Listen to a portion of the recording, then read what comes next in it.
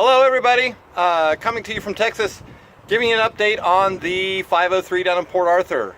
I have not been able to get a response from anybody in the city for over a month now, not an email, not a phone call, nothing. And I'm at the point of being ready to basically just wash my hands of it. It's been too long since we raised the money. So, which brings us to the money. We raised the money to save the 503, which we did do, and to get it moved to some place to operate it. Well, obviously this one guy stood up and caused a problem with that, so it's not going to happen.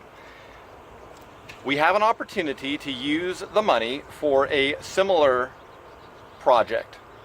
There is equipment at the Indiana Transportation Museum which is destined ultimately to be cut up if it's not moved. Namely being the auxiliary water tender and the tool car, both of which were put together for the 587 to run years ago. We can purchase and acquire those cars and move them to Ravenna so that they can have an operational future. Now, there's obviously reasons that are not yet disclosed where we can have a use for such things. You know, we're not moving the 2716 to the middle of nowhere to never operate it. So there are things coming. Now, the auxiliary water tender goes without saying. We all know why those are needed. This tool car, Andy was actually part of helping create that thing. Why don't you tell them a little bit about this tool car? So when we started the 587 Friends of 587 a long time ago, 88 maybe, that tool car was actually brought in. It was a former Penn Central. It was basically a shell. But over the course of time that we used 587 with the NS steam program, and then it came back to run at ITM, car was converted and actually was just made probably one of the best laid out tool cars there is. It really is. It's really nice. It's got everything from Jenny that's in the front. It's a single phase. But then we also have oil and lubrication area that's separate from everywhere else, so you're not getting any restroom, a little kitchenette, work area, toolboxes, all that kind of stuff, right? So it's bunks. It's even got bunks. Yep. So, you know, this stuff is absolutely non-essential to ITM. They're all about saving their operational fleet, rightfully so. And again, a lot of things are going to go to scrap. So we have the opportunity to save other railroad equipment that has a not too distant need, use behind the 2716. In addition to those, we can purchase some modern day Buckeye roller bearing trucks that are a direct fit to go underneath the tender. Two sets. And one of which would be transported directly to New Haven, Kentucky to put underneath the 16 before it moves, because CSX is going to require it to have roller bearings before it moves.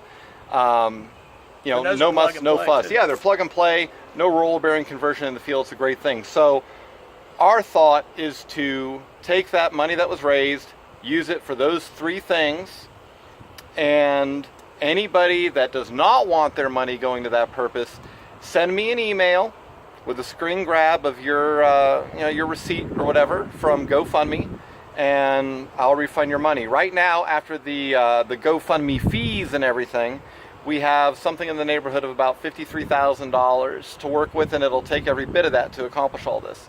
So, you know, you can email me next, N-E-X-T, Gen, G-E-N, rail, R-A-I-L, at yahoo.com, of course, if you want a refund. Otherwise, you know, within the next week or so, we're going to start making this all happen.